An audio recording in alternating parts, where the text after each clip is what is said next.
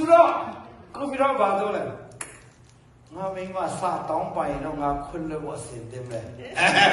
ဆိုတော့ပြီးတော့မိနာလဲဘာပြောလဲအိမ်တော်ဦးစီဆိုတော့ဘာဖြစ်လဲသူကစပြီးတော့သူစပြီးတော့တောင်းပိုင်ရမှာဆိုတော့မိုးလေလင်းတော့မယ်ဟုတ်တယ်နော်အဲ့ဆိုဘယ်သူစတောင်းပါမလဲဆိုတော့သူစတောင်းပိုင်တောင်းမလဲ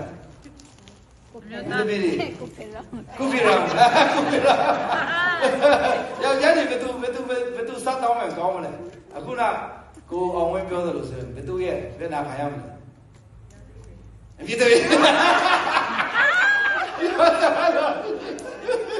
ဟုတ်တယ်နော်ကဲ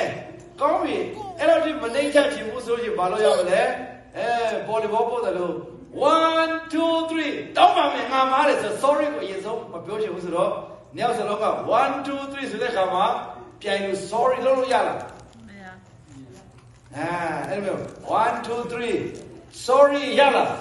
မရဘူးကျွန်တော်ပြောမယ်မရဘူးအဲ့လိုမျိုးလည်းမရကလုပ်လို့ရလားမရဘူးဆိုတော့ဘယ်လိုလုပ်မလဲနော်ညာလည်းညာပြီးစေးလဲဆိုးပြီးဆိုတော့ကျွန်တော်ပြောမယ်အဲ့ဒါအနစ်ကပါလဲဆိုတော့ဘယ်သူကစတောင်းပါမလဲဆိုတော့ယောက်ျားလားမိန်းမလားဆိုတော့ကျွန်တော်ဖြေပေးမယ်ဒီချာလေးလိုက်မှထားပါခမတရားသိတယ်လို့အရင်တောင်းပါဘူးခရစ်တော်ရဲ့စိတ်နေသဘောထားရှိတော်သူကစတောင်းပါရမယ်ကျွန်တော်ပြောမယ်ခရစ်တော်ရဲ့စိတ်နေသဘောထားရှိတော်သူကစတောင်းပါရမယ်เนาะကျွန်တော်ကဘုရားသခင်ကိုပြစ်မှားတယ်ဒါမဲ့